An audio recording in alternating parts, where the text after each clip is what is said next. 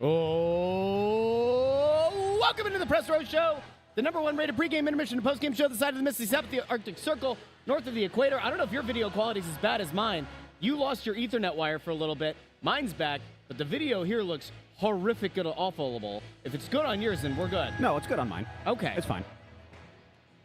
We are on time. I saw the comment out there from Donald Fletcher, as we know, cousin of the late, great Chuck Fletcher. Yeah. Not really. At least I hope not, Donald. And if so, I hope your family reunions are a lot more interesting than his tenure as the president of this hockey team. But hello, everybody. Welcome in.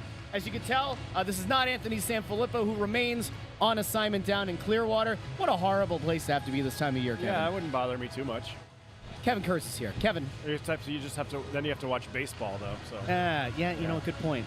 And it's not even meaningful baseball. It's no. As much as I don't like preseason hockey or put a lot of stock into it, spring training baseball is like, it's painful. Yeah, it's I'll painful take to your get word through. for it. I'm not going to watch an inning of it, so. I don't watch a ton of it. I just watch enough, and I try to cue in on if there's somebody that I'm really focused in on, maybe having an outside shot of making the roster. Yeah. You know, you wait for a prospect to get in the lineup, and you go, all right, we're years away. But you taking any college basketball this weekend? No. No? Wow. So you've been really just locked in on your team, your town, your Philadelphia Flyers. I watch NFL football because if I watch NFL football and I cover the Flyers, that's enough. That's my whole entire life isn't consumed by sports. I have other interests, Russ. Do you? Yeah. What's another interest you have? We're not going to get into them now. Kevin, no. We're not going to get into them now. You opened the door.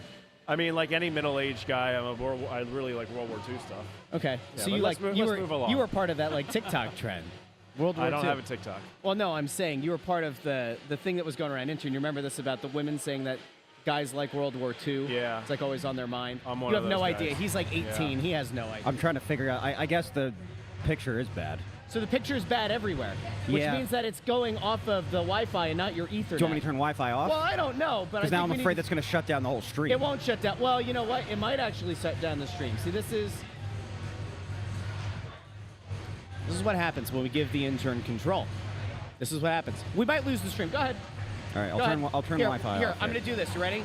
This is how wonderful we're going to. God help.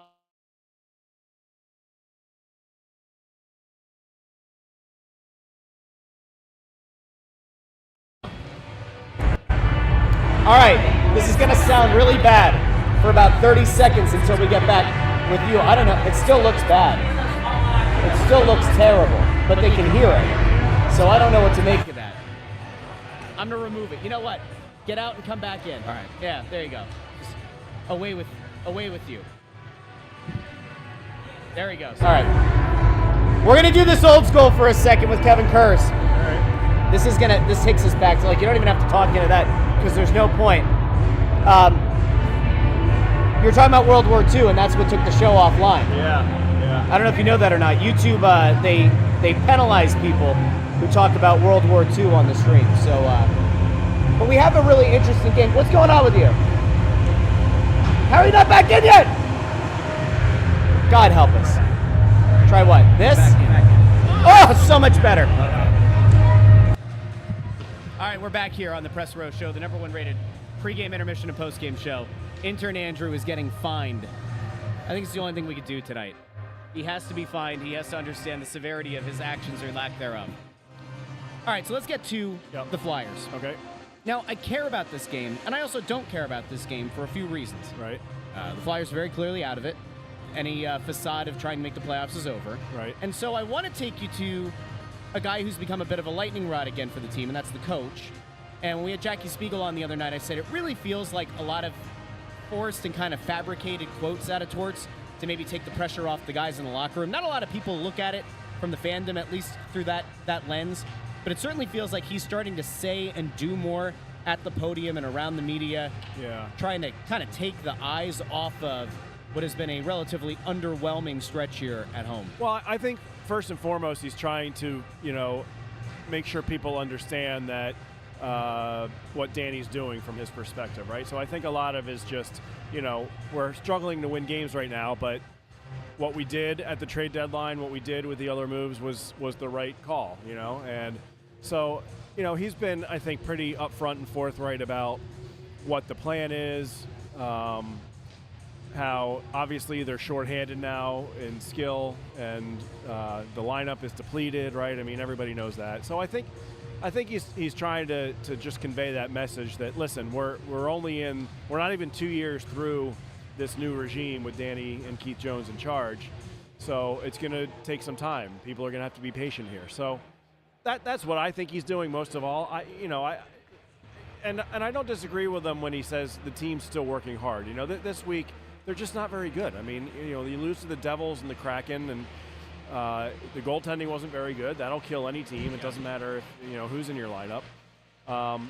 So I do think that baseline of guys are still working hard for the most part, but the lineup is what it is. You put this lineup against any team in the league right now, it's going to be one of the probably bottom 5, 6 lineups in the NHL.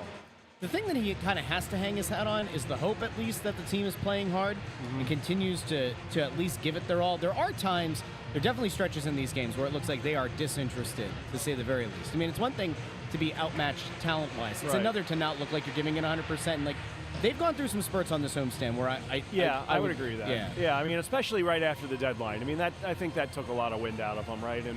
And the quotes, what he said I found particularly interesting was how he sort of opened up and said how he feels bad for the guys that have been here for 3 years under his tenure, where they've never been in a position to add at the deadline or go for a Stanley Cup. And I think he's self-aware enough to know that he's a demanding coach, and a guy like Travis Konechny, who is in this brutal scoring slump, it's almost like he understands why maybe Konechny is struggling a little bit, because emotionally he's lost so many of his good friends, and now maybe he's trying to pick up the slack himself, both on and off the ice, and it's affecting his game. So I don't necessarily disagree with anything Torts has said. I mean, we'll see where it goes. We'll see what happens in the offseason, but I think he's going to be very careful, much more careful this year, not to grind them too hard into the ground, because again, the lineup is what it is.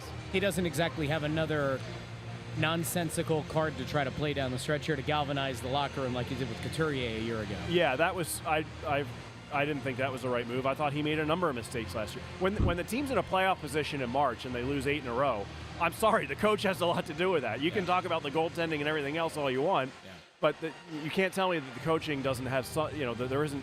It's not just all on. You can't just blame this thing, that thing. It's a combination of a lot of things. He made a lot of wrong moves down the stretch. Now, that said, if the losses pile up here, we know what he's like.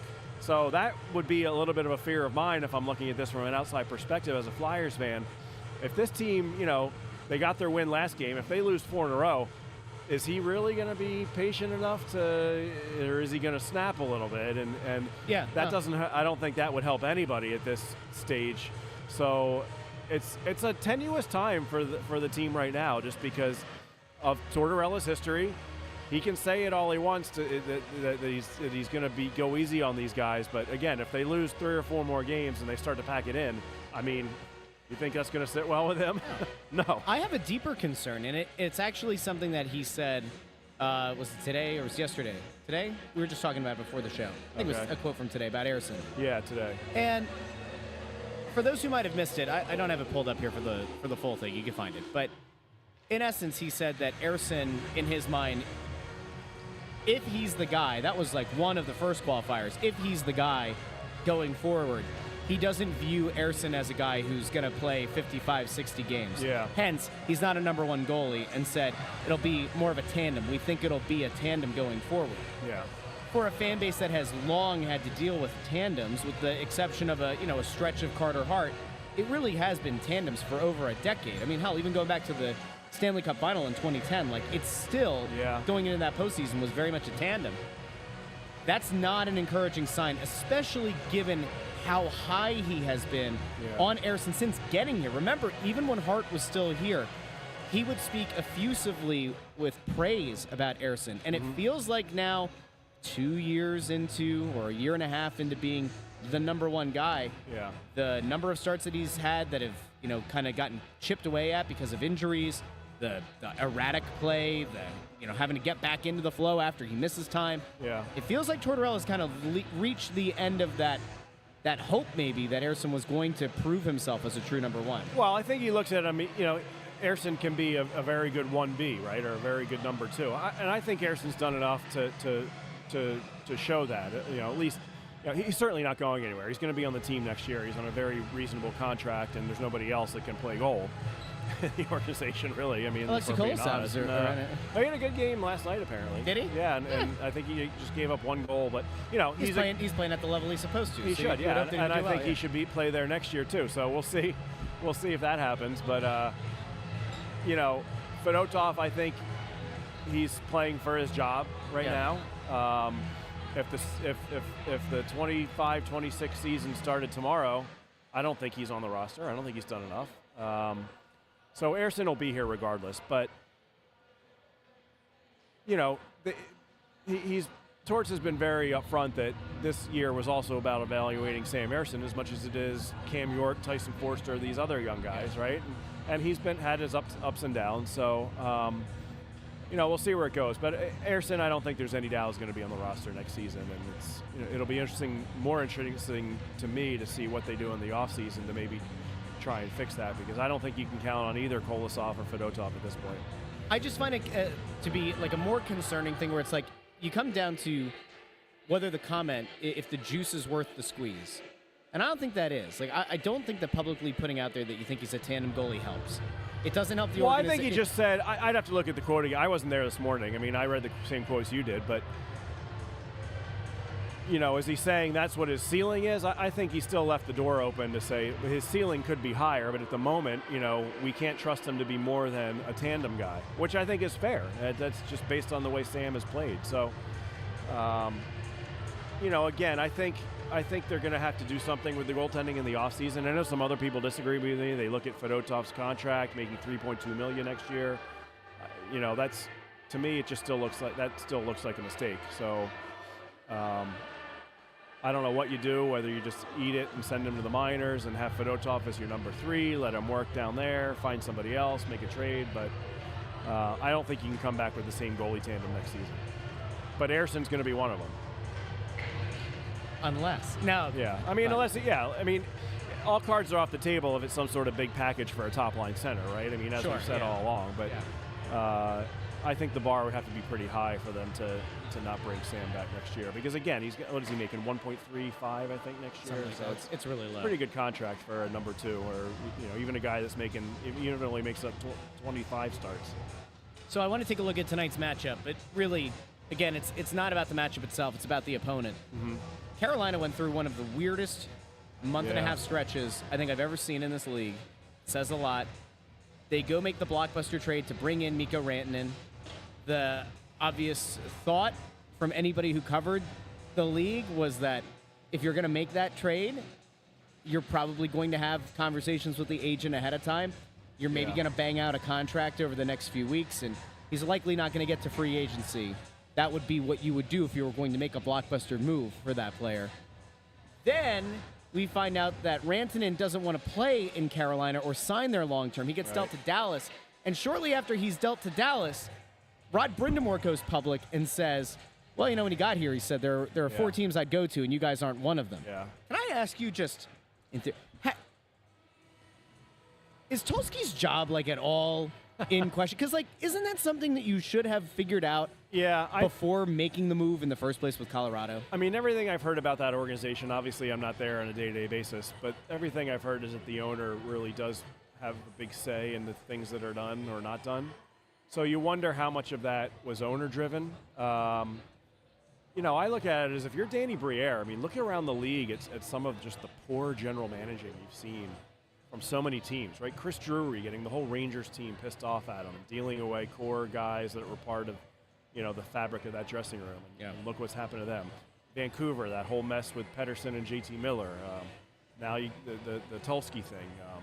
Kyle Dubas has never been a good general manager. So, if you're Danny Briere, I think you're looking from afar. You're learning a lot of things on what not to do when you're sitting in that chair. And the Rantanen thing is obviously one of them.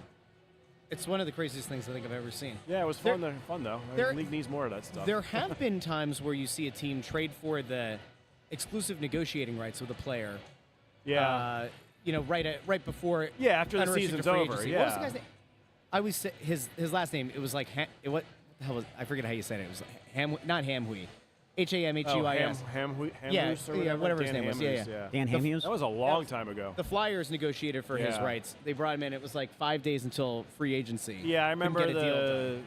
I remember the Sharks when I was covering them. I think the Islanders traded for Dan Boyle's rights and he ended up signing with the Rangers or something after he hit free agency. Yeah, I don't know. It's sort of a weird thing to do, but It's a very interesting thing to have happen. yeah. How do you think Flyers fans would have reacted if Danny had gone out? Now let's imagine that the situation's different. It's not this rebuilding team. It's a playoff contending team. They go out, they make a blockbuster trade, and a month and a half later, or whatever it was, they deal that guy away. How do you think this fan base would handle that? Yeah, not very well. Yeah. I mean, let's see. Carolina's still a good team, right? Let's see what they do in the playoffs, I guess, before you really want to tar and feather the guy. But, yeah, you shouldn't make a trade for a player like that unless you're relatively certain that he's going to extend with you, right? Yeah. So.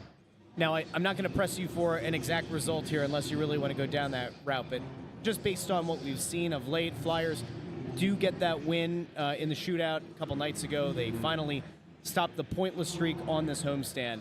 How do you think they line up against this Carolina team tonight? And would you give them a realistic shot of at least making it competitive? Yeah, I mean, I think they'll hang. I think, I think they'll hang around. I mean, I'm not going to pick them to win the game, but yeah, they'll hang around. You've been home for a while. You should be plenty well rested. You should have energy tanks, right? They skated, had a couple good practices on this homestand. I mean, they should be in a good position to compete, but it'll come down to Sam. It's going to come down to Sam Ersson, right? I mean, the way they're playing right now, they're trying to play a really conservative game, right? And if you're going to play that way, you need the goalie to make saves. Sometimes he's making them, sometimes he's not these days. Do you have anything going a longer form piece at this point that you've kind of got cooking in the background that people should have an eye out for? Or? Well, I mean a few things, but okay. Yeah. That's the good thing now. I'm not. You go subscribe to The Athletic and you find Kevin Kurtz's stuff. It's just sometimes he's got some stuff that's kind of going on in the background. Yeah, I am going to try to sit down with Dan Hilferty here sooner or later because I think there's a lot of topics and frankly, I think a lot of fans want to know more about him in general and that's probably not a story I'll get to until the season ends, but that's something I'm planning on doing is who just did you see him? He walked by 10 minutes ago. Every game, guy's got a big smile on his face. People stop him. They take pictures. Yeah. I mean, I'm intrigued too because I wasn't here for 10 years, and it was so obvious that the whole organization got away from so many of the things that Ed Snyder stood for, right, and sort of put into place and built up. And from my perspective, a lot of that stuff got lost under Dave Scott, Valerie Camillo, all these people that made all these. I would come in here as a visiting writer, and it didn't feel like the team that I grew up watching and then eventually working for either. And so I think it's really interesting to see some of the stuff that Dan and Keith Jones too are trying to put back into place to sort of try and reestablish that. And it's going to be hard to do until the team starts winning games, but you can see some of the things I think that they're trying to sort of bring back that got lost after Ed died. Kevin Kurtz from The Athletic. Thanks, buddy. You go subscribe. Thanks for hopping on the Press Row Show pregame. And hey, we got to go through a whole thing. We had like the 1998 style camera to start. We went to the laptop for a little bit. Now we're good to go. You good? Thank All you. right. Yeah, thanks See you guys. for the patience as always, Kevin Kurtz. Go find him on The Athletic. I'm going to bring intern Andrew on because we're going to wait for Bundissimo to get over here. Your second camera isn't pulled up, by the way. Oh, I forgot to do it when I came back in. We are off to a heck of a start with you. Hold on just So a the second. intern, who's like a disembodied oracle or whatever. I forgot to do it when I came back in. Bring him on now. So how you doing, fella?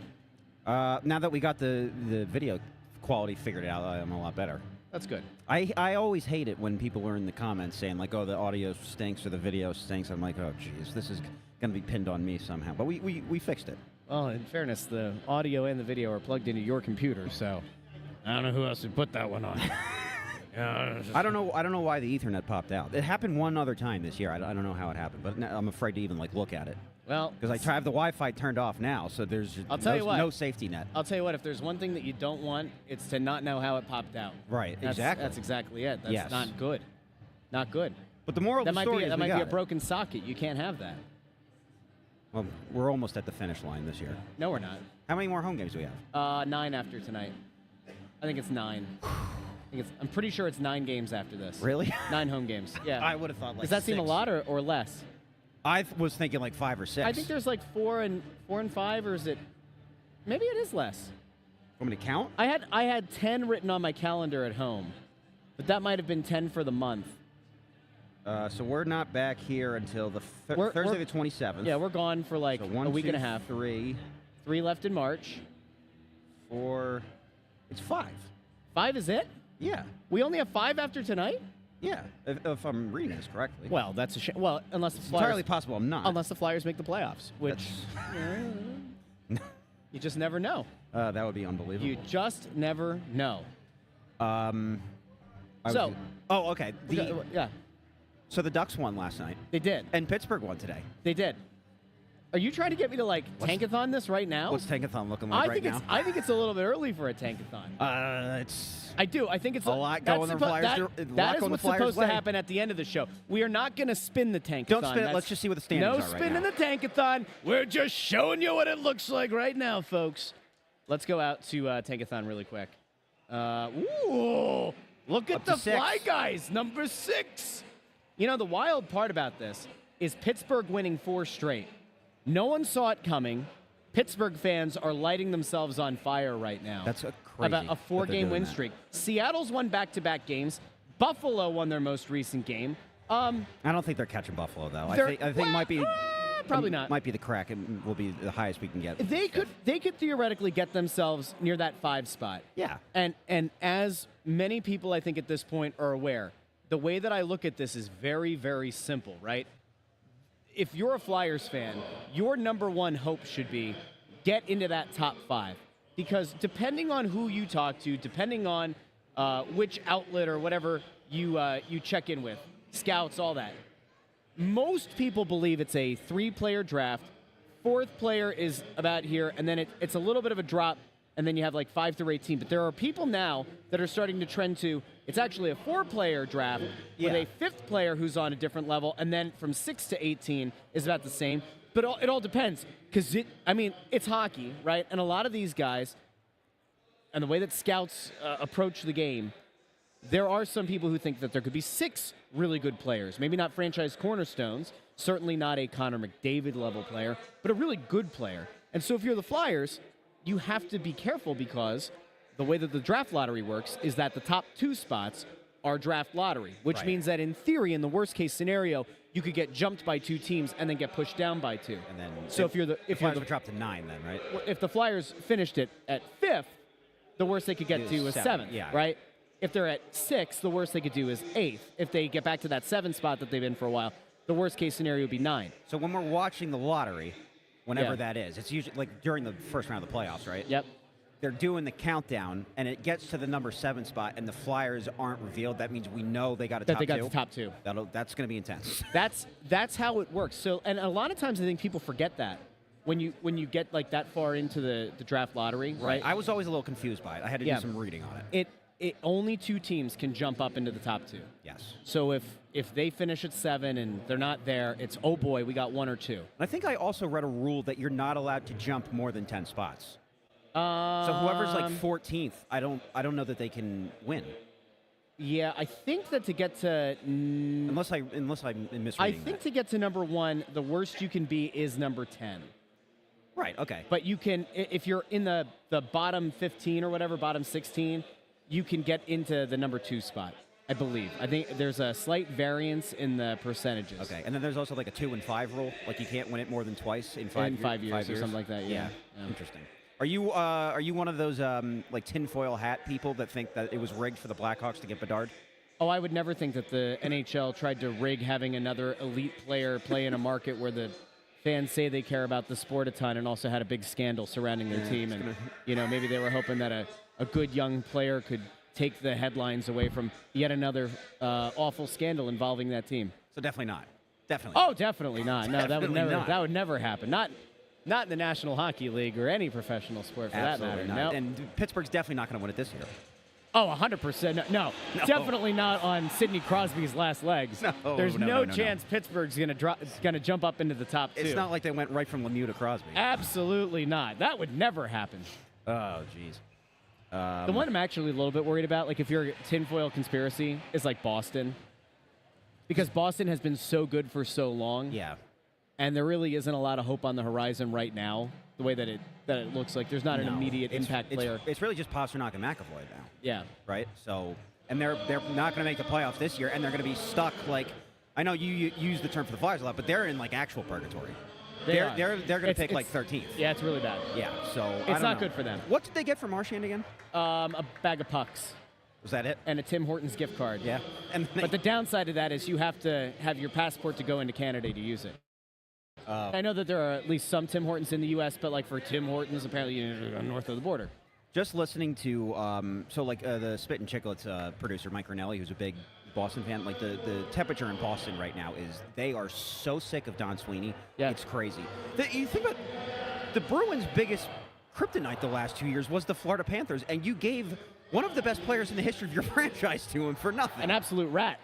And the worst part about it was, if you want to like take it to a whole other level, is the contract that he was apparently willing to take wasn't like some exorbitant number, and that Boston wouldn't even like meet him halfway on it. Right. And that was part of them getting rid of him, was they thought at least we get a pick back. I think they got 2. I think it was like was it a 3? I can't remember. I think it was like a 3 and then a conditional 6th or something. Yes, that sounds right. You don't come here for facts. You come here for analysis. For wild speculation. But Marchand is going to help Florida in a big way. Boston is going to end up in the lottery. It's a weird place, but in a way, while I get why Boston fans were so upset about it, it does make sense. Like, if you're looking at your team, how many of those guys have aged? How many of them are kind of on their last legs? You do at some point need to replenish. You do need to kind of like restock the cupboard. You're not going to get, unless you get really good lottery luck, you're not going to get one of the top 2. But maybe you're able to kind of finagle your way into the top 5 through a trade. I think the part that's irritating the most, though, is not that he got traded, it's who they traded him to. Yes. Is the thing. Yeah. So, I mean, this is a team like that 2 years ago. The Bruins had the best regular season of all time and got bounced in the first round by that Florida Panthers team. Yeah. So, speaking of Spit and Chicklets, last week, now I was saving this for... They never sent the link to Anthony. So no, they didn't. You know, it's not that I don't acknowledge them. It's just... let me find it. Because I was saving it for tonight because Carolina's in town. Uh-huh. And apparently Biz went on a podcast and said something to the tune of the Hurricanes do not have a true number 1 defenseman, and was getting obliterated online because everyone was like, well, what about Jacob Slavin? What about Jacob Slavin? What about Jacob Slavin? And Biz kind of fell on the sword and was like, you know what, I probably shouldn't have said that, you know, this, that, the other thing. He's a number 1. And then our old friend, Chris Pronger, jumped in, and he replied to Biz on Twitter. Oh, what did Prong say? He said, Biz, you just got bullied into saying these guys are number 1 defensemen. Come on, bro. Their skill set and ability falls into the number 2 category, which are incredibly valuable players, by the way. If by chance these gents were number 1s, then their cap hits would say so. Checkmate. So I'll pose the question to you. Do you think Jacob Slavin's actually a number 1 defenseman? No. So you're with Prongs on this? I think that the way that he's looking at what a number 1 is different from what the community as a whole was pushing. Okay. So you have the difference between a number 1 defenseman on a team versus a number 1 defenseman that any team would move heaven and earth to get. So what's an example of that, like nowadays? I would have said that, like, Hedman probably would have been. A McCarr is definitely a number 1 that you would move heaven and earth for. Previously, you would have said, like, a Petrangelo's a guy that you would have moved heaven and earth for, a legitimate number 1 across the board. So you think, like, maybe there are, I don't know, 5, 6 true number 1 defensemen that any team would, like, fall over themselves to, like, offer up a big package for. I don't know if it's that he's not, like, he can be a number 1 defenseman on a really good team. Right. Is he, like, the foundational piece on a blue line that, like, wins a cup? I don't know. It'd actually be an interesting thing when Bundy gets over here. We'll do it first intermission, you know, because I don't know if we'll have enough time for pregame, but it's an interesting kind of thing to kind of put a pin in. for sure. It was just interesting that he said it, and it was right after Four Nations, and like everyone was raving about him during Four Nations. That he was blocking shots, breaking up passes. I think he had the one play when they were killing a power play, and he didn't even have a stick. Yeah. And he kicked the pass away. Like I think he's a very, very good player. So it'll be interesting to see how he does tonight. But it was interesting that like he was just getting bombarded on Twitter for that, and then Bronger stepped in and agreed with him. Because Carolina's fan base is relatively online. Okay. They're like a pretty online fan base. And so they're going to stand up for their guy. Well, they're probably younger. Yeah. Just in general.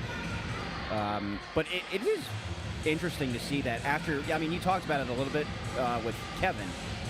Everything that went down with them for Rantanen, they have been scorching hot. Yeah. They've won 6 games in a row coming into tonight. So, that was the kind of thing where if I was a Hurricanes fan, I would have been worried about them, like, just falling off of a cliff after that. So, like, they gave up Natchez. I mean, you would have thought that after how everything went down that they would have hit the skids. And that's the thing. If the playoffs ended today, I think they would crush New Jersey. You know what the thing is, though? The reason that I think that it ended up working, the Rantanen trade worked for them getting rid of him, is it galvanized that locker room. Because if you think about it, it was, screw this guy, he didn't want to be here. That's true. I didn't think of that. And the fact that he was still not open to even discussing that contract or whatever is an indictment on the locker room, right? Like, in their minds, it should be.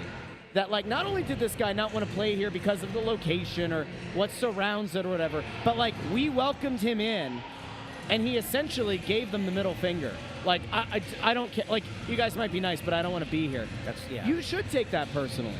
Now, whether or not it's, like, a totally fair thing to, like, hold it against the guy, I don't know. But I'm not surprised that a locker room would get upset by it. Especially, like, Aho's is a fellow Finn.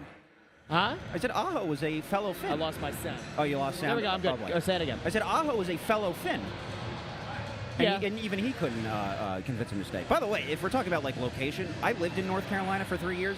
That's, like, the perfect state for climate. It's never too hot and it's never too cold. It's actually like a perfect U.S. state.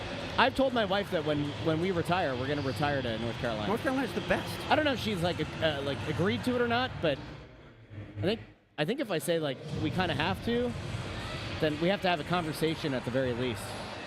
Yeah. Unlike the outdoor dining table that I had to sell on Facebook Marketplace today, that's still stuck in my crawl. Oh, here he comes. Yeah. We got lovely couple bought the outdoor dining set, but it had a fire pit in the middle. Everybody who saw that table loved it, except my wife. All right, we're gonna bring Bundy in here now. Bundissimo, my friend, how are you? Doing good. Now, how are you? Oh boy, no, I got it. There we go. So there's a talking point that we want to get to probably during one of the intermissions. It was about an interaction on Twitter about Slavin from Carolina, about whether or not he's a number one, because Pronger got into it, dove into something about like Bizanet got himself into some hot water with the fan base. We'll get there during intermission, but it was good. It was good conversation. Yeah. You know. Let's get to tonight's game since we're running low on time. We got to get predictions in. Flyers managed to get a win last time out. They're no longer being kind of hit by that pressure of a pointless 7-game homestand at this point. How do you see tonight playing out? Do you think that they're going to ride some momentum, or do you see Carolina just keeping it going? You know what? Carolina is just an okay road team. They're a minus differential hockey team on the road. They're not great. They're a totally different team on the road. I'm going to go with the Flyers tonight again to get another victory. I'm going to go 3-2 Flyers. Okay. I know the Carolinas won 6 in a row. They've scored 4 goals, I think, in each of their last 4 games at home, but they were all at home. They are not the same team on the road. That's what'll probably break their back. They got a GM who made a trade. This team has been distracted a lot for the last month, and I'm really curious to see how they're going to finish coming down the home stretch and into the playoffs. Okay. Intern? 3-2 Flyers. I will pick the Hurricanes 5-3. Now that I'm free of my having to pick the Flyers, I'll take Carolina. You're 5-3. a coward, and we knew you were a coward the whole time. I know. I'm sorry. I'm going to take the Hurricanes tonight. I think that the Flyers had a little bit of dumb luck the other night, and that Kucherov being out, I don't want to say leveled the playing field. Also, Vasilevsky being out, Hurricanes win. They keep it going. I'm going to go score 5-2. And 5-2. Anthony, You have ants? Anthony was 4-3 Carolina. All right. So, Bundy, you are on Bundy Island. It could be making some hay tonight. That's exactly right. Best of luck to you. All right, we will be back first intermission, second intermission, and post-game here on the Press Row Show over on the Snow the Goalie YouTube channel. Do us a favor if you haven't done so already. Like the video, share the video, and subscribe. We'll talk to each and every one of you during the first intermission here on the Press Row Show.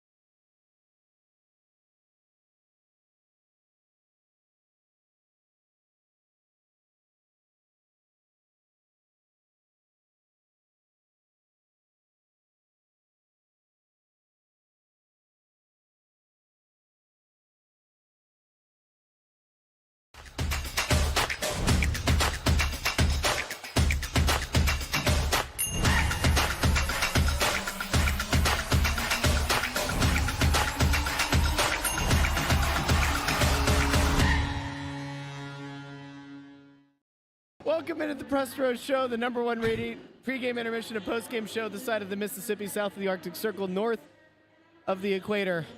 It's 2-0.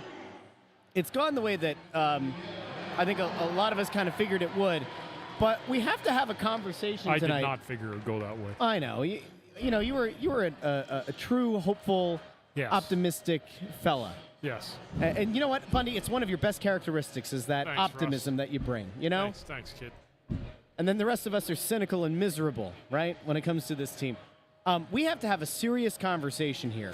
It's something I brought up with Kevin Kurtz pregame, and I think that we've now seen it kind of rear its ugly head in that period, especially on one of the goals. Torts earlier today had a comment where he said that, going forward, if Ersson is the guy, and he did qualify it, if Ersson is the guy, he thinks that Ersson would be a tandem guy. Said, I don't think that he's going to be a guy that we're going to give 55, 60 starts to. And to me, that's like the first real indication in a year and a half now where he's spoken pretty effusively with praise of Ersson that he seems to not have given up on the player as a #1, but it's the first time publicly that I think he's said he's a tandem goalie. And based on what we've seen in recent weeks out of Sam Ersson, it's kind of hard to argue, at least right now. He's not a guy who's going out and, stealing a game for you. No. And he's not a guy who's even making some of the simple saves. Yeah, I mean, that period right there was an example of the second goal, you say what you want in the first one. The Flyers are looking for a goalie interference call because the player went in hard to the front of the net, driving the net, which is fine. I didn't see anything. I'm thinking to myself, if the Flyers were on the other end of that, I would hate to see that goal get called back too. And it was a good goal, and it should have been. I hate to see that. Yeah. But the second goal, I mean, that's just a puck that's just floating to the net, and he puts his stick on it, puts it right onto off his paddle onto the stick of the Carolina goal scorer, and that's a goal that just can't go in.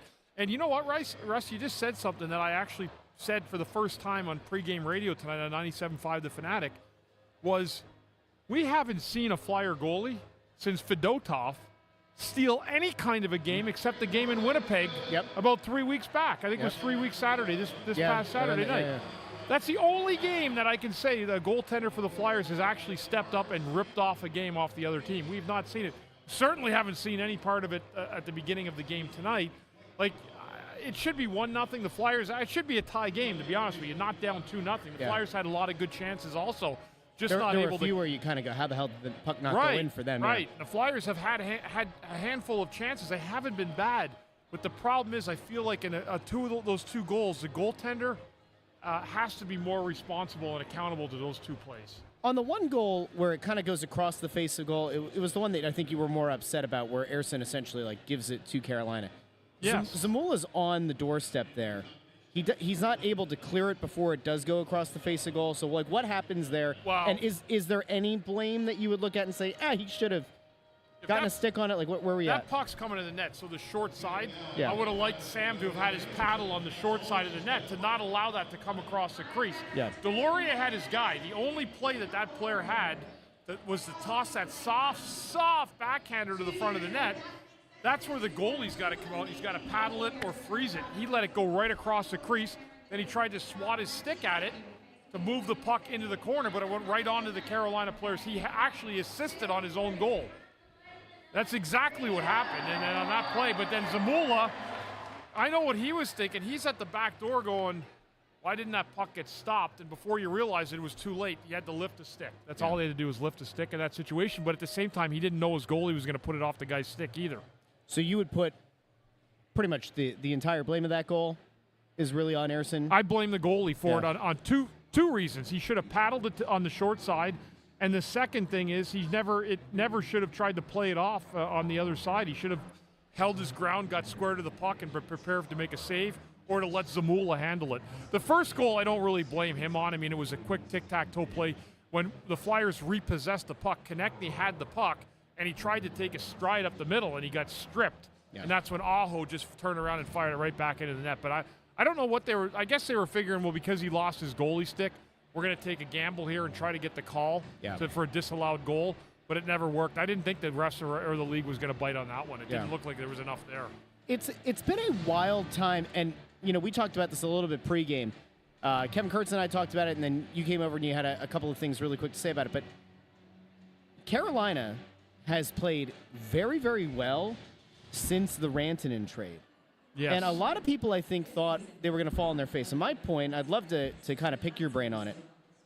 A lot of people thought that Carolina might crater because they made the blockbuster deal. And then it was, was it 5 weeks, Andrew?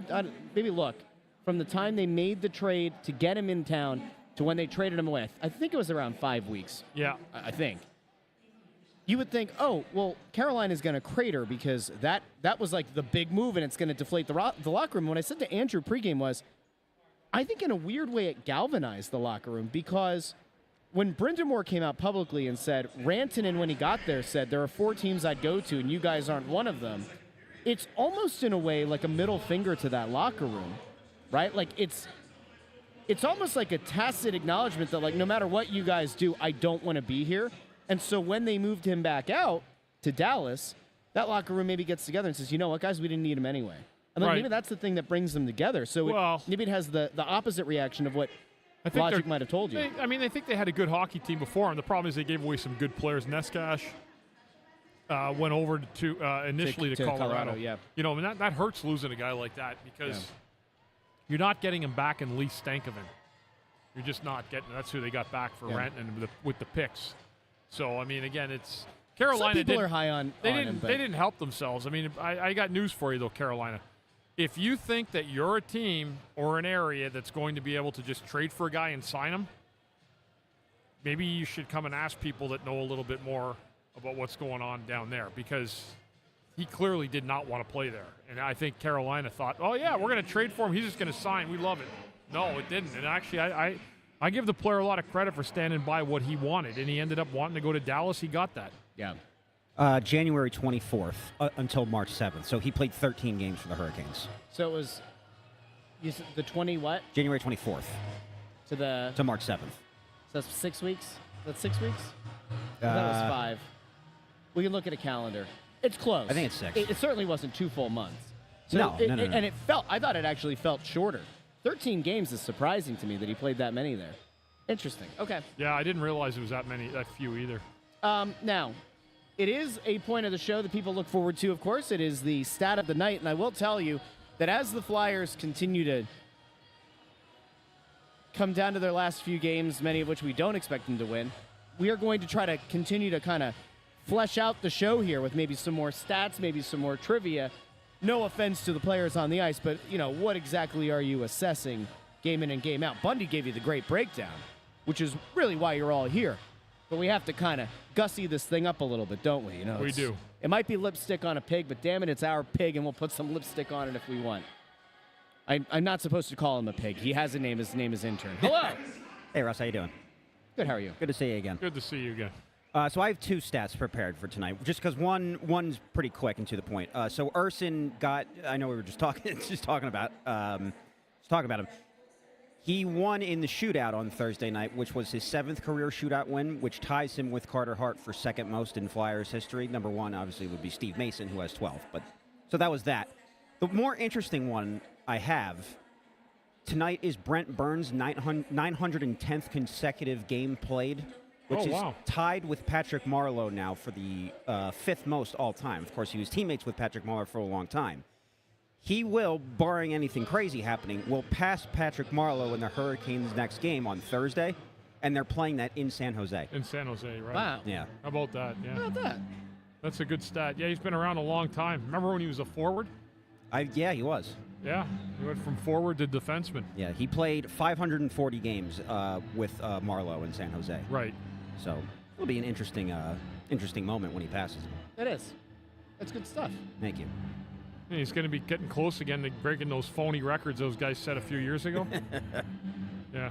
Yandel and Kessel. One of the biggest jokes I've ever seen in the league.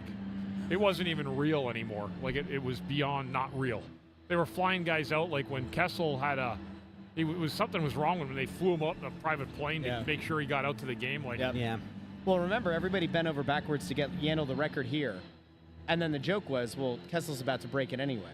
So right. he was only going to have it for a few weeks. I think I don't remember how long it was that Yandel had the record, but it wasn't that long.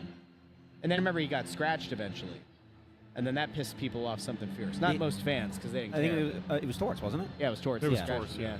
Do you remember what was your longest streak, Bundy? I don't know. No. I got scratched here and there. I don't know. Okay. A couple hundred games, maybe. All right, so I have a stat. Would you like a stat? Sure. Let's do it. So as we were getting ready to start the show, I started doing an Irish accent because, of course, St. Paddy's Day is a couple days away. And intern Andrew brought up to me a very important thing that happened on this date. Now, I thought it was the 16th. I think the Ides of March is the 15th. I thought it was the 16th. There's a chance I'm wrong about that, which would be very embarrassing. Well, no, it is today. It is today. I thought it was the 15th. So Okay. of course, Thank the Ides of March, we had a little assassination. Just a little one. From what I can remember. Just a little one. Involving a guy named, what was it, Mr. Caesar? Julius Caesar. Yeah, Mr. Caesar, and he was shanked, if we're being honest. They stabbed him in the back like a dog. Like a dog. They Brutus. did, too. El Brutus did. He yeah. looked at him and he said in Latin, believe it, "Et tu brute." Et tu They don't brute. even speak English back there. You too, huh, Back Brutus? in Rome. In Rome. They didn't SOB. No English there. So, if I was there, they would. And that got me thinking. Has there ever been a player in the National Hockey League named Julius? And would you believe that there has been exactly one player in National Hockey League history with the name Julius? It's true. Julius Honka played for the Dallas Stars. Now, it wasn't a big impact player, but Julius Honka is the only player in National League hockey history named Julius. But I know that was only going to have you so excited. Russ, he doesn't play in the league anymore. He's probably never going to play in the league again. Is there anyone on the horizon named Julius on the way? And that is how I present to you a great guy, the German-born Julius Sumpf, who is draft eligible this year. Okay. So it is possible that over the next few years, a second Julius could take the ice in the National Hockey League. Where's he projected to get drafted? I have no idea. He okay. plays for, what's this team? He plays in the Q. Moncton Wildcats? Yeah. So, are they any good? I have no idea. I have no idea either. I don't So, pay attention to the that's who Quebec he League. plays for. He is draft eligible this year. So he was born in Munich, and that's all I got on him. But we could have a second Julius. Now, do either of you happen to know if there was ever a Caesar who played in the NHL? No idea. There was, sort of. There's sort of a Caesar. Sort of. The name is a slight variation, of course, the Italian variation. Cesare, Cesare. Okay. He was a goalie. Let me pull up his stats here. Cesare Maniago. I've heard of him. He was born in BC, British Columbia, not before. Long time not ago, before though, Christ. right, Russ? Yeah, played in the '60s. Played for the Minnesota North Stars. Started with the Maple Leafs. Also played for the Canadiens and the Rangers. Finished up his career with the Canucks. So there you go, guys. Now I will tell you, played 568 games. Started 545 of them. Had 190 wins, 257 losses, Oof. and was in net for 97 ties. So, there's your random Ides of March trivia. 2 Juliuses, one has played, one might play in the NHL at some point in the next few years, and one Cesare, cheese pinch, prayer hands, cheese pinch, prayers. All right, good. That's it. That's all I got for you. That's good stuff, Russ. That ate up a solid 4 minutes of time. That's just it. That's you're an expert. I do an hour-long show 3 times a week, the Russ Show, YouTube. You find the stuff and you vamp on it. I never thought to look that up. I don't know what it was that made me think of it, but it was like when he said the Ides of March, I was like, oh. Yeah. So you got your Italian stuff in tonight, right? Cesare and Cesare. Cesare, yeah. Cesare. Di qualcosa, eh? Yeah, sì. Assolutamente sì, senza dubbio, eh? All right. Okay. I guess we have to talk about the Flyers, don't we? There's 2 minutes left here. Bundy, given where things are, it was a piss poor start. We're just gonna deem it a piss poor start, okay, to this game. At least with one of those goals piss poor decision making, effort kind of lacking. Fine. If you were in that dressing room right now, you're trying to get things back on track, what can the Flyers do? What should the Flyers do to start the second period to get themselves back on track? I don't think they played a bad period. I just think they're down on the scoreboard 2-0, and I'd love to see those 2 goals back. But I think the Flyers need to keep playing the way they are, attack the middle of the ice, shoot the puck more. I think they had the shot advantage in that period, but I do think that there's a lot more to the middle of the ice that they could do. And again, I really do think they've actually checked Carolina well, too. Those 2 breakdowns in the D zone led to the 2-0 lead for the Canes. But again, I don't think the Flyers have been bad. They need to have a good start to the second period, though. You don't want to fall down 3-0 or you're going to have a long night ahead of you. Really quick, over on X, Bruce Saddleoff says about Cesare, said he anglicized his name, so he was known as Caesar. So he did go by Caesar. Oh, okay. So, you know. Yeah, I mean, the Flyers. Thank you, Bruce. Next goal here is important. There's no doubt about that. The Flyers need to make sure that they get the next goal, or Carolina gets it. 3-0 hole against them is going to be. That's going to be tough skating the rest of the night. We'll see how Ayers looks in the period. Really quick, if Ayers gives up a quick goal, does Torts consider the why not the hook?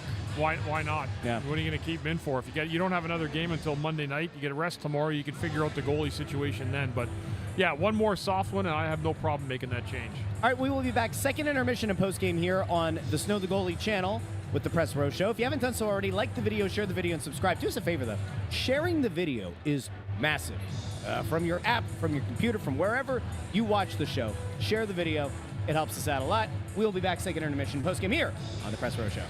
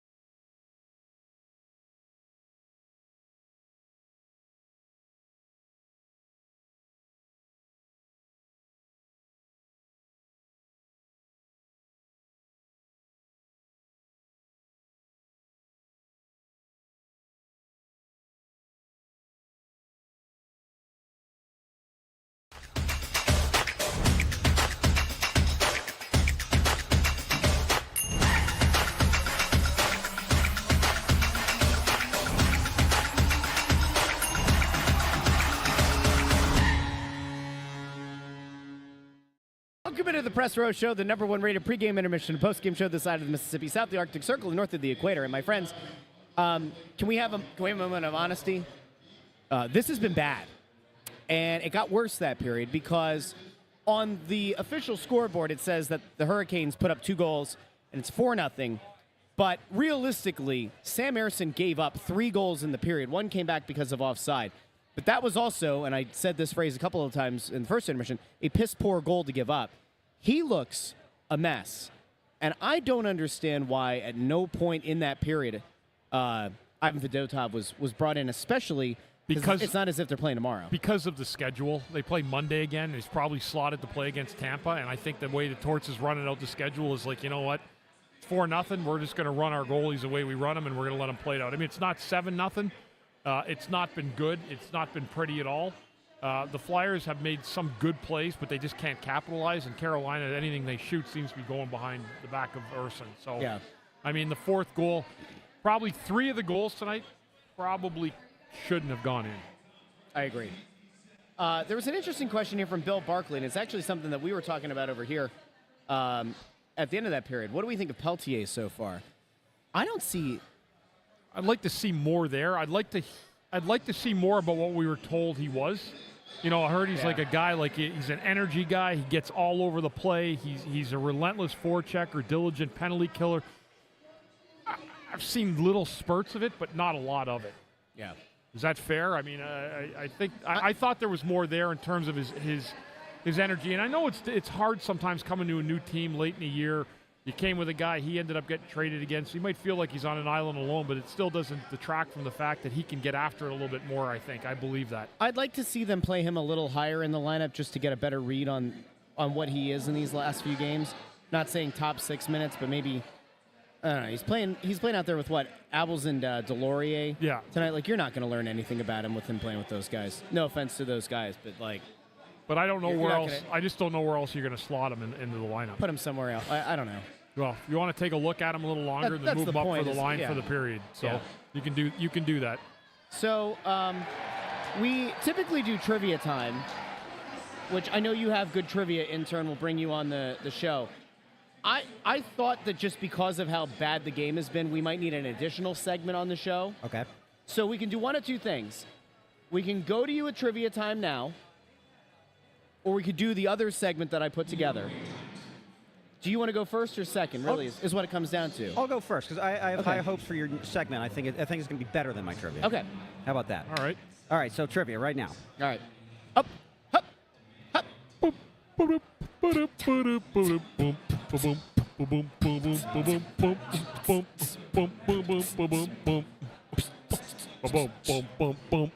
That was good. That was maybe your best percussion yet. That was good. Thank you. So, do you guys remember the name Brian Bickle? Yes, I do. Kind of, yeah. 3-time Cup champion with the Blackhawks, and his big claim to fame was that 2013 against Boston when they scored 2 goals in 17 seconds to win. Yep. Bickle was the one that had the tying goal in that game. So in the 2016-17 season, he announced, unfortunately, that he was going to have to retire because he had been diagnosed with multiple sclerosis. Oh, okay. So the last season of the NHL regular season, he was down with the Hurricanes AHL affiliate, the Charlotte Checkers, and because it was his last week playing hockey, they called him up to the NHL team. Okay. So the last hockey game that he ever played in was here. It was the regular season finale, Hurricanes and Flyers. Okay. Game went to a shootout, and Bickle went in the first round of the shootout and scored to help the Hurricanes win that game. Huh. Only shootout goal of his entire career. Who was the Flyers goalie? In 16-17? Yeah. Was Neuver still here? It was not him. It was not Michael Neuver. Okay. I think he was on the team, though. Okay. Who was the Flyers goalie? Brian Elliott would have been here. No. Was Mason still here? Nope. I believe he was in Winnipeg that year. Oh. 16-17. Brian Elliott? Nope. No, I said that. Okay, I'm going back to the year before we started doing Snow the Goalie. Was it Stolars? It was Anthony Stolars. Okay. Wow. Good one. I loved Stolars. I did. When he was here, I'm one of the people who's like a sucker for the big goalies, and just listen, you're never going to get me trying to explain goaltending, right? I'm never going to try to sell myself as a goalie expert, not even remotely close. I'm just like a very simple human being. If you're a large man, it might be harder for you to get down, Yes. but like you're a big bleeping body in the net. So like you get your Ben Bishops, you got. Why do I love Ivan Fedotov so much? Yeah, Jake Ottinger. Big body. Vasilevsky. You know? Call me a sucker, but like I remember this is how far back Stoli the goalie was like in the system. There was a time, Andrew, prior to like Twitter and a lot of social media taking off, where people used to go to like fan forums, like message boards, and there was one that the Phillies had. It was MLB.com/Phillies- or forums.MLB.com/ML-Phillies. I still remember it. I don't think I ever visited that site. And that message board, I remember there being a Flyers dedicated thread. And one of the things that people would talk about is this guy, Stolars, and they called him Stoli the goalie, and he was a huge guy. So I remember all the way back to there just being like, yeah, you know what? Stoli. And he's gone on to have some really nice success elsewhere. That trade, do you remember who he was traded for? I don't. What was the team? Do you remember? I think it was Calgary. I don't. Cam Talbot. It was the Cam Talbot deal. Cam Talbot was brought in because he was like workout buddies with Carter Hart. Okay. So they went goalie for goalie. They went goalie for goalie. Okay. So, Interesting. Yeah. There you go. Nice trivia. Thank you. And this is the part where I hijacked the show. Okay. So I was thinking about it, right? Flyers not having a good game. And so I started thinking to myself, nobody likes hurricanes, right? Hurricanes are damaging. They're sad. They leave a lot of sadness. But if you shorten hurricane, you're left with canes. And so then I thought to myself, what could be better than coming up with a list of the best canes in history? And so that's what I've done. And I'm going to use visual aids because that's what this show is all about. And so I am going to present to each and every one of you, and I want your feedback on whether or not these are some of the greatest canes. I'm going to hit people with all kinds of canes from all kinds of walks of life. And you're going to just react to any of them. Now I'm going to start with one who's somewhat obscure, but in fairness, had a large national profile for a very short time. And that is, of course, the former senator and vice presidential candidate with Hillary Clinton, Tim Kaine. Tim Kaine, of course. All right, we got a strong reaction. What about Candy Cane? I didn't put Candy Cane on there. Well, there you go. Well, because Candy Cane's not a person. Oh, there's a Candy Cane there, yeah. Right. I'm going to keep it in the political realm for a second. You may remember his 999 tax plan. Herman Cain. Herman Cain? Oh, yeah. Remember Herman Cain? Oh, I liked Herman Cain. The 999 tax plan. He passed away recently. Did he really? In like the last couple of years, I think. Is that right? I didn't realize that, yeah. Yep, Herman Cain.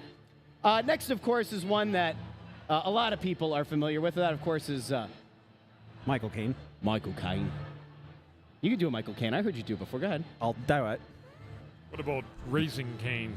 Michael Caine. You know what, Bundy? As a matter of fact, you beaut, I do have Raising Canes is on the list of there canes. You go, yeah. Okay? Yeah, there you go. We do have Raising Canes. We're going to keep it going. Let's go biblical here. Cain of Cain and Abel. Not a great guy. Of course, Cain killed his brother. Yes, he did. And as the book says, he was a little jelly because Abel also made a sacrifice, and apparently it was looked upon more favorably. So Cain killed his brother. You can't kill your brother. That's how the band Avenged Sevenfold got their name. Do you know what the Herman Cain died of COVID. Do you know what the word? Oh, that's unfortunate. Somebody Do you know put what that the out word is for killing your brother? Fratricide? Fratricide. Yeah. Nice job, intern Andrew. Which also, this story is the inspiration for my favorite Bruce Springsteen song, Adam Raised a Cain. I know that song. That's What about just Big Cane from the WWE? Oh, what you beaut. Don't worry. The Big Red Machine made the list of the best canes. Oh, yeah. Glenn Jacobs. He's there. Also a political figure. Also a political figure. He is. Now, Tennessee, right? I will point out that you had me a little bit angry because you mentioned Springsteen. I'm not a big Springsteen guy. Okay. So who else could make me angrier of a Cane than, of course, Patrick Kane? Patty, yeah. Patrick Kane, yeah. He might have had something to do with a heartbreaking moment for this team. And that, of course, then means I have to wrap it up with a little local flair, local to me. Oh, you didn't include Evander in this? I did not put Evander in here. Okay. It was a gamble, and I chose not to put him in here. So He was on our fantasy team last year, remember? he was. I'm going to take you back to the first Hurricanes that I can remember. And if you've ever been on Route 61, up on your way to the metropolis of Pottsville to the Yingling Tour, you have probably seen this sign in Schuylkill Haven. The Hurricanes, they were the 1991 State Class A football champions. So that is my exhaustive list of Canes, gentlemen. So to recap, we had Tim Kaine, we had Herman Cain, we had Michael Caine, we had Cain of Cain and Abel, we had the Big Red Machine. By God, that's Cain! That's Cain, Bundy! Big man. Patrick Kane, Raising Canes, and of course, the Schuylkill Haven Hurricanes. Thank you. That was a good segment. I whipped that up. you think? I whipped that up during the period. Oh, I believe you. Are there any that we missed, do you think, Bundy? Oh, absolutely. Yeah. There's plenty of Canes we missed. Somebody said Novocaine. That was pretty good. Oh, Novocaine would have been good. That's also a movie. I didn't know that. It's gotten like pretty decent reviews from what I've seen. Yeah, it's like a quasi superhero one. Yeah.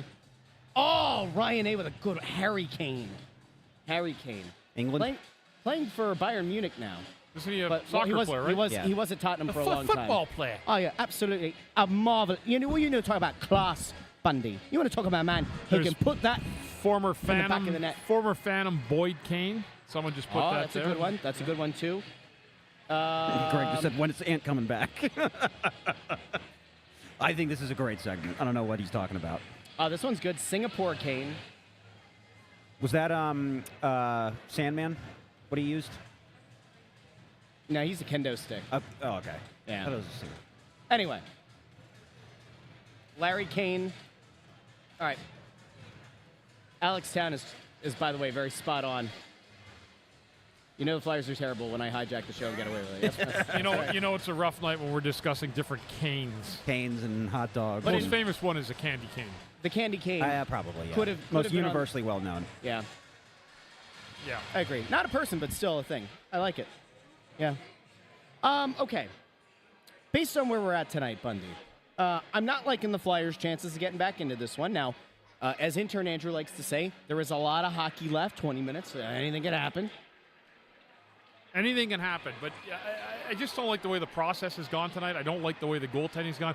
I will be surprised if I see Kolos, if we see Fedotov come into the net. You would be surprised? I would be. I would be. I'm not saying he won't, but I have a feeling that would be a little bit of a surprise for me, just because of the schedule and the games, the road trip coming up. I think he might just leave this one to Sam himself tonight to figure it out. I want to. I almost want to recap, and we could do this post game, but like the first game of the homestand, I looked at you and said, "Is there a disadvantage to playing this many games at home in a row? And do you get complacent? Do you maybe like get too used to being at home? Is there anything to be said for like it's going to be good for these guys to get back out on the road?" It's definitely good to get back out on the road. 7-game homestand is way too long. I don't think there's any general manager that would tell you any differently. It's too long. You get too complacent. It becomes it's just a lot going on when you're at home. When you're on the road, like I said before, all you're focused on is eating, sleeping, and playing hockey. Yeah. There's not a lot to worry about. You have to worry about all the tickets. You don't have to worry about the crying baby in the middle of the night or the wife telling you to get out to the supermarket to pick up groceries. You don't have to worry about any of that stuff. I know. Lady from the other night needs a cane this morning after. That's the cane of the night. Listen, that lady's not here tonight, or at least she's not up here tonight. Thank God. That kid's been trying to. I don't know if he's trying to get your attention. There he is. He's waving. I think he's trying to get your attention. There you go. That lady is not here, from what I can tell. Well, I hope not. I hope she didn't drive herself here anyway. It's probably for the best that she didn't. My God. We send our T's and P's. Were you going a little JR there too? Oh yeah, Jim Rock. My God. By God. What happened to her? As God is my. You know what? Do you remember when Mankind threw Undertaker off? Yes. Or no, when Undertaker threw Mankind off the Hell in a Cell? And he goes, "Fuck! As God is my witness, he is broken in half." That was that lady the other night. That killed him. That killed him. That was crazy. Dude. Oh yeah. That was just insane. That Mankind, Mick Yeah. Foley, that guy would do anything. Yep. Like, there's nothing like, Mick, we're going to throw you off a 20-foot cage tonight onto a stack of tacks and nails. He'd be like, Yeah. yeah, no problem, man. You know Sounds that was good. his idea? Going Really? off the top of Hell in a Cell was his idea. Undertaker didn't want to do it. Was very uncomfortable with it. They finally got up there because it wasn't part of the original plan for them to go up. And then eventually he gave in, pushed Mick off. Didn't expect Mick to do the flip. That was the other part that he really thought he was going to die. But the worst part, I don't even know if you remember this. Mick Foley is getting carted out, right? Because he went off the top of the cell, right? And like, I know how people feel about wrestling, but like that is a high thing to land, and to land on that, dude, he's not like landing on a crash like pad 18 of like, feet. right? So he gets out to the entryway, right? And he gets off the gurney and he climbs back up because if you remember, Undertaker's still on top of the cell. The cell starts rising up, which is like, well, what the hell is he gonna do? On top of it, Mick Foley gets off the gurney, climbs to the top of the cage, not part of the plan. And then when he gets choke slammed on it, he goes through the top of the cell, which also wasn't planned, and gets whacked in the face by a steel chair, which is part of what led to that iconic image of like, he's got the tooth going through the lip, he's got the mouthful. That guy is a sick puppy. I think I remember hearing, what was his name? Chainsaw Charlie? Was that his name? Chainsaw Charlie? Yes. That was somebody else, I think. Cactus Jack. No, I'm saying, but Jude the Love, guy Socko? that came in that was checking Or on the him. sock puppet? Oh, Terry Funk was there. Right, but his alter ego was. I don't know. I think it was Chainsaw. Was it? Regardless, he was I should checking. know He that. was checking on him, and Undertaker like said to him, "Is he still breathing?" And as soon as he said yes, that's when Undertaker chokeslammed him. Fuck off! There's a lot that went into that match. It was pretty interesting. Did you ever watch the? He did like a live. Foley did like a live show somewhere at a theater, and he like talked about that match for like 40 minutes. Yeah. That was very, very You interesting. ever hear Foley They're speak? actually He sounds doing- like a professor when Foley Yeah. speaks. He's like a very intelligent, studious guy. You ever hear Dark Side of the Ring on Vice? No. Great Oh, show. come on. It's Great great. show. They're doing an episode this season on Hell in a Cell Oh, okay. with Mick Foley, so you're gonna get a full. You'll Anyway, learn all about the Ric Flair helicopter. So anyway, Ursu's sorry. still in net, by the way. Sorry to anybody who was here for the breakdown of the second period, but 4-0 Carolina. The Flyers need to have a good start to the third period. At least get something going. Kochetkov is playing his ass off for the Hurricanes. He's having himself a night, but Flyers got a lot of work to do. 1 goal every 5 minutes without giving anything up. yep. All right, we will be back post-game here on the Press Row Show. Do us a favor if you haven't done so already. Like the video, share the video, and subscribe. We'll talk to all of you after this one's over. And for the Flyers, it may have to be mercifully over. Talk to you then here on the Press Row Show.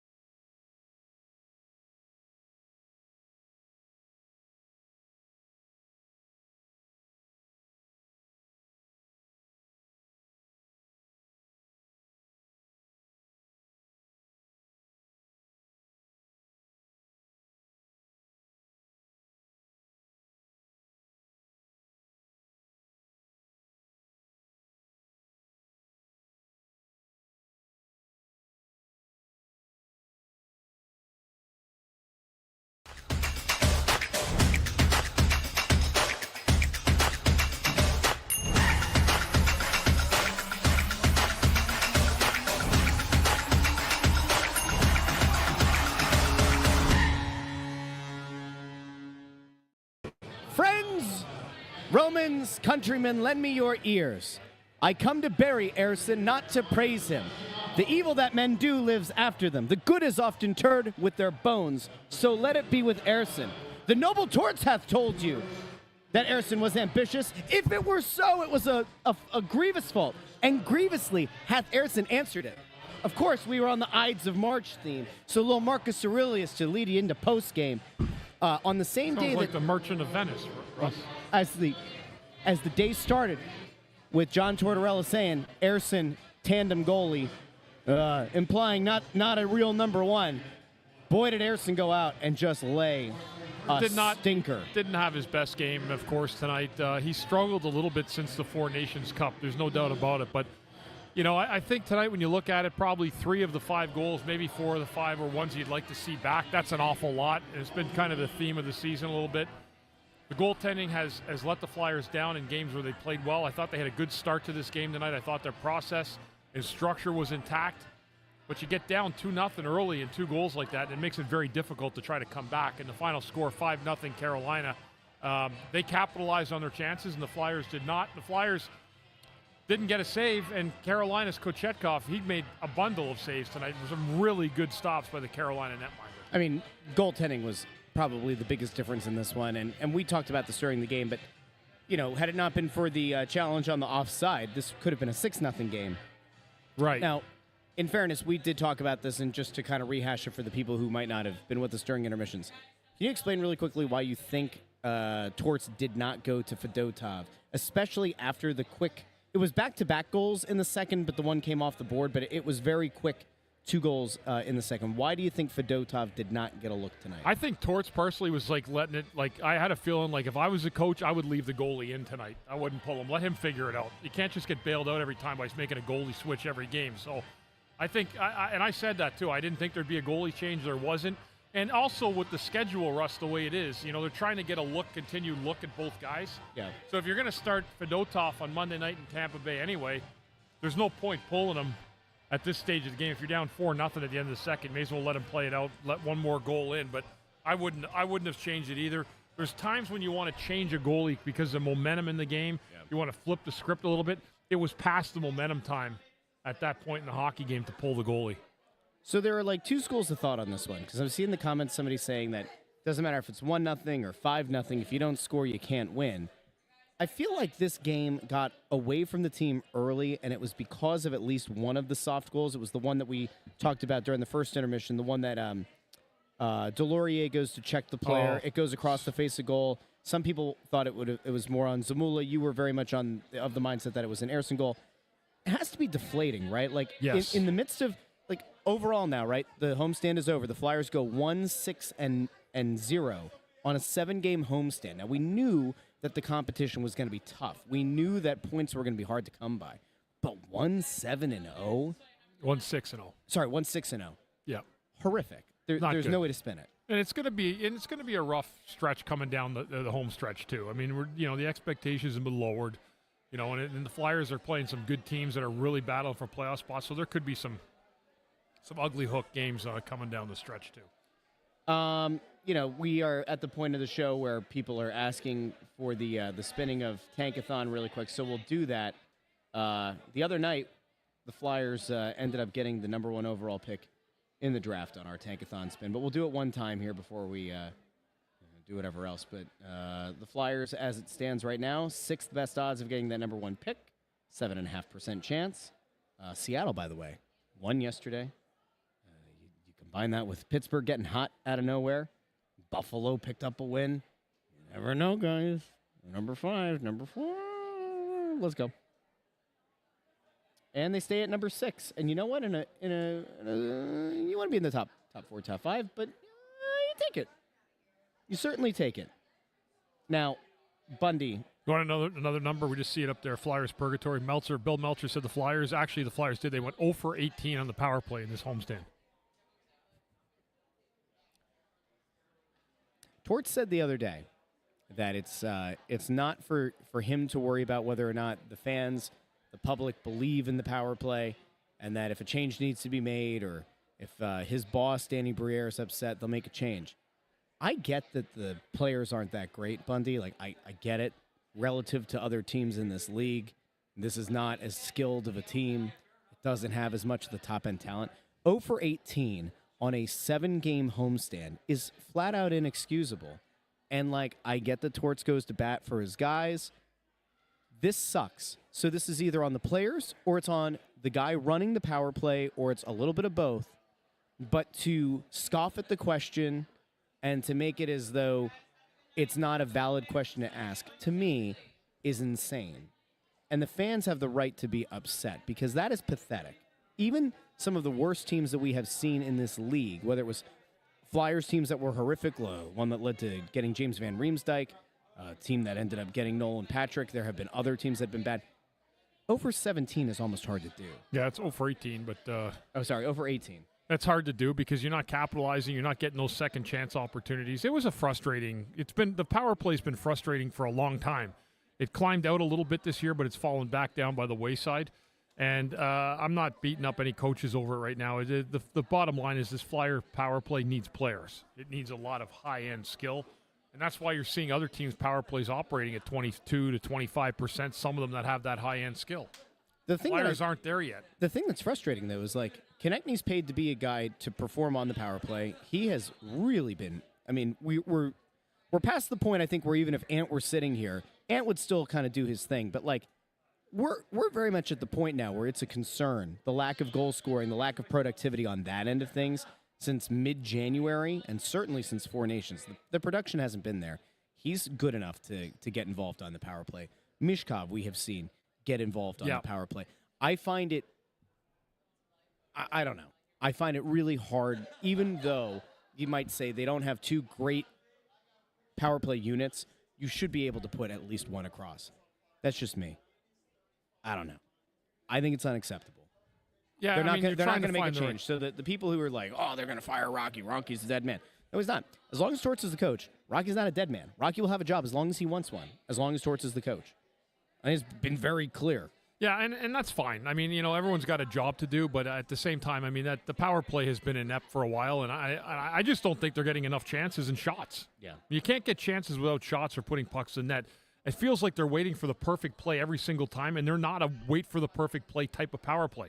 Yeah. They should be more of a meat and potatoes type power play and, get it to the outside, move it back to the point, hammer the puck to the net, and get after the rebounds. You may not score. Yeah. But at least it gives you more of an opportunity where you're saying, all right, we're going to muck and grind because that's the kind of power play we have to be. This is a question that I ask a lot, and this is probably my last question for you. Is there ego involved? Because you're right, and I think anybody who looks at a unit like this that has struggled so much says, get dirty, get in the dirty areas, force one across. But they don't do it. So is it that the system that's being put in place by the coaches is telling them, don't do that? Or is it that these players are so convinced that they are better than they actually are that they don't do it? They don't manufacture the goals the way that they probably should be when they're this desperate. You can't put it all on the players because if you're given a certain thing to do. So if the players are told to get the puck back to the point, pump it, shoot, and get men traffic to that, then that's what they're going. That's what they're going to execute. Yeah. But I've seen power play coaches over the years, and it's a lot more detailed now than it was when I played. There's a lot more video and whiteboard stuff that goes into it. But all this here to here to here, back to here, over there, back there, that doesn't work. Yeah, doesn't work. Maybe with a highly skilled team, it would. But it would, but not if with you this. have a high, not with this team. Not with this group. No. Yeah. The play is here. The net's here, right in front. You want, if it's at the half boards, you want to get it back. I know there's going to be a guy there, but you got to get the shot either through one way or another. Either you miss the net or you put it on the net, but you've got to do a better job getting shots through. They don't even make an attempt sometimes. They're waiting for the perfect play down by the half boards to the front of the net, and it's not there. It's not there for this group. Correct. It's just not. And you know what else is not there for this group? A home game for about a week and a half. Yeah. The Flyers are about to go back out on the road, and if you're waiting for wins, if that's what you have been hoping for as a Flyers fan, I don't know how many of those Flyers fans are left, but if you are actively looking for a win, they are taking on Tampa. In Tampa on Monday. I know they beat Tampa at home, but then they're at Washington. Mm-hmm. Ovechkin in the he scored tonight. On a mission. He's eight away now. Yeah, on a mission right now for that goal record. I think he'll break it. Do you? I think he'll break it this season. I think it's going to next year, but that's what I've said all along. He needs 8. Yeah. I think he'll break. It would be really cool if he breaks it in a game that means something going into the playoffs. Right. I think that'd be pretty cool. Right. All right, so they're at Tampa, at Washington, at Dallas. They do get a little bit of a breather in theory at Chicago. Then they're at Toronto. So all right. 4 of the next 5 are really rough, and then they're home for, 3 straight. So we will be back. I don't know which day we'll be back. I think Ant comes back on Wednesday. Is that correct? From Clearwater? Yep. So I think the plan is going to be to do a show in the studio this week. If not, we'll do one from home. And then the following week, we'll do one from the studio, but we'll get back in the rhythm of doing that now that all this big homestand is over. But a big thank you to everybody who's stuck with us here in this 7 games in 11-day stretch. And I have to give a special shout-out to Bundy and to intern Andrew, because Bundy and intern Andrew, unlike Ant and I, were here for all 7 of these home games in 11 days. Ant's down, somebody said, chasing turtles in Clearwater. I had the work thing up in New York, but we got through it. But you guys, this makes you the Iron Men of the show. We did. Good job, Andrew. Good work, Bundy. I'm proud of us. We dug in. We did, yeah. We found a way to win late, and that's what makes us special. Yeah, our power play is great. We're at 100%. Our power play is great. And on that bombshell, we were 18 for 18. My God. And on that bombshell, it's time to end. Thank you so very much for watching.